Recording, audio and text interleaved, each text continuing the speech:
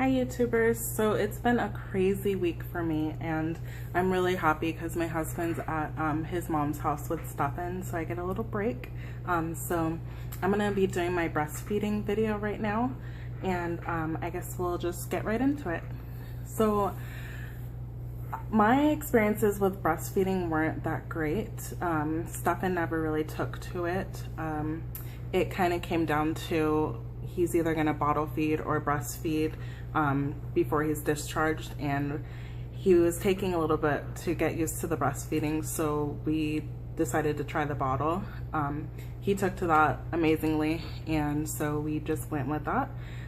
Plus I hate pumping so I definitely was kind of relieved about that too. I just wanted to kind of go through a few things that I myself should have, or I wish I would have known before I started breastfeeding or pumping. So one of the things was I didn't know that if you're on birth control, most birth controls have like hormones in them.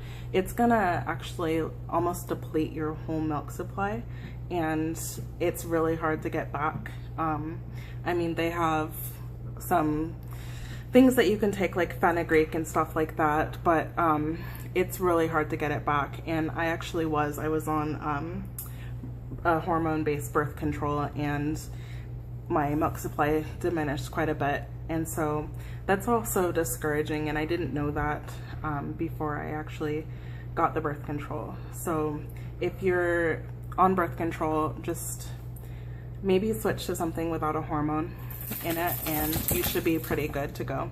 And that's my dog, if you can't see him behind me. Okay, so it's really important to pump while your baby's in the NICU or ICN, just so that they get the colostrum, I think is the most important part of your milk.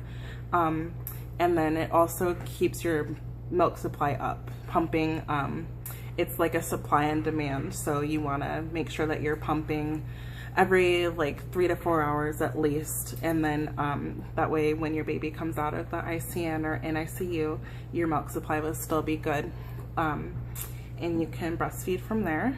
I hated pumping, like I said, and it really took me a while to get into like a routine with the pumping, but at the end of everything I just kind of like stopped, and especially because he was taking a bottle, but I would be pumping every 3 hours, and that would be like during the night and during the day, and that's really hard to keep up with. I stopped pumping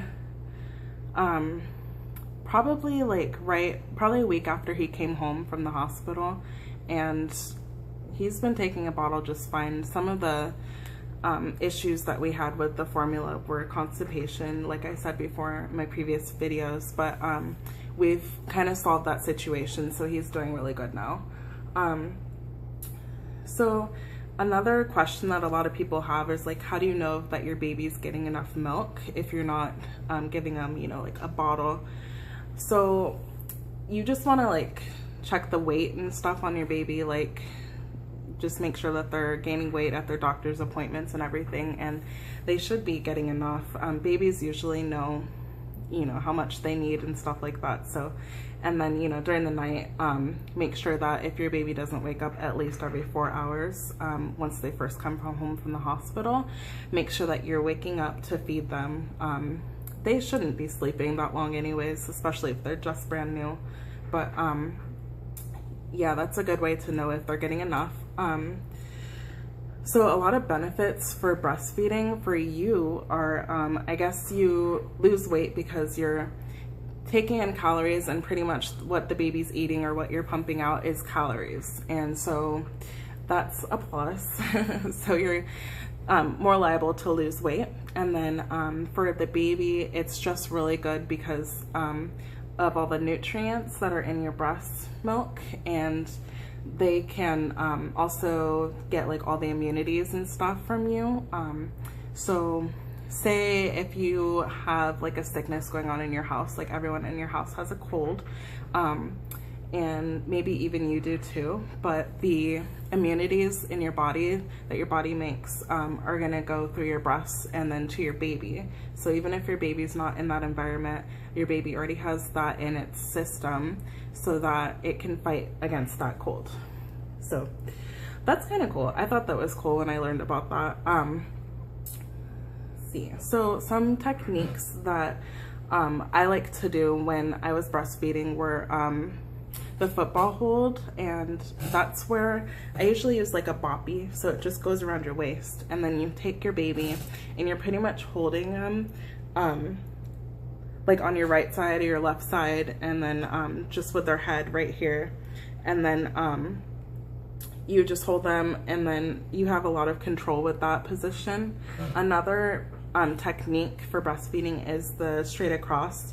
That's where they're just pretty much laying straight across, even on a boppy or some pillows. And then I think that's not the best, not for me at least, when I was breastfeeding, because I didn't have a lot of use of my hands and stuff like that, and you want to be able to like you know, maneuver their head to your breast. And then there's a lot of other techniques too that I didn't try. So if you've tried like some other like out there techniques, because I know there's some where you hold like the baby up here,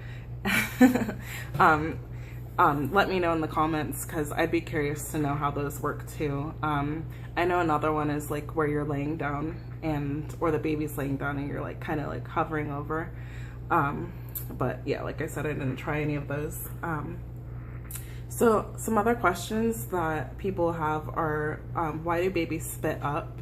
And it's actually because when they are drinking or taking in, whether it's formula or breast milk, you know, they're taking in air as well. So that gets trapped in there, and their digestive system's still pretty new and it's still developing. So they need a way of getting all that air out. So it'll just come up like involuntarily. And a lot of ways to, you know, try to prevent that is to hold the baby for maybe like 20 to 30 minutes upright. So you can just be holding them for a little bit after they're feeding, and definitely burp them. That will help a lot. And also keeping a really calm environment. So make sure, you know, there's not loud music, not people yelling, and then make sure your baby's all nice and calmed down too. And then that should prevent a lot of the spitting up.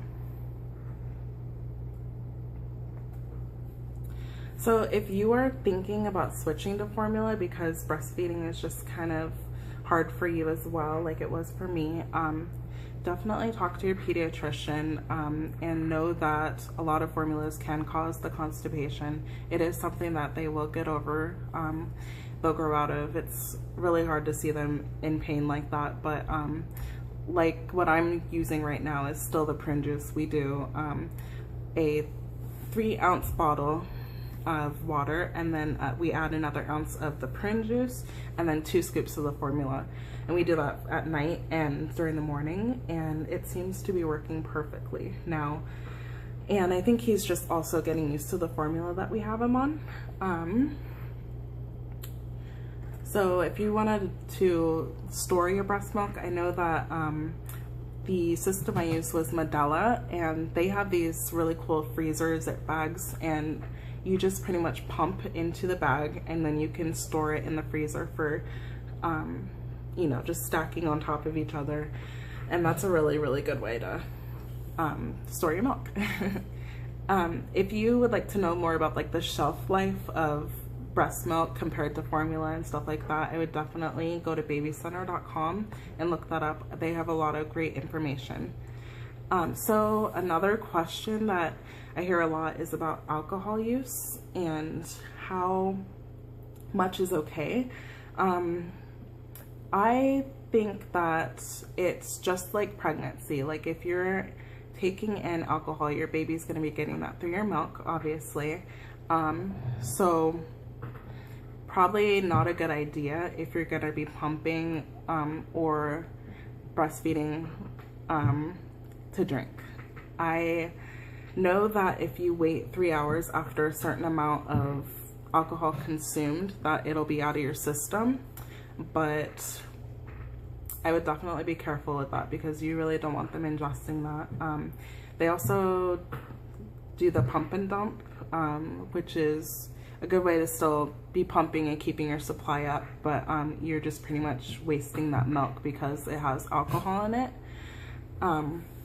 So, I mean, just be mindful. I know that people, you know, every once in a while have like a glass of wine or whatever, but just be mindful and just, you know, maybe wait the 3 hours after one glass of wine and then go ahead and pump or breastfeed. Another great suggestion is to join a lactation support group, and they have a lot of those at the hospitals. I joined one and it was really, really helpful. It was a good motivator to continue pumping, and also it's very encouraging, you know, and there's other mothers there and you get to hear their stories and they'll answer more like the one-on-one personal questions that you have. So it's a good way to just kind of motivate you to continue pumping or breastfeeding.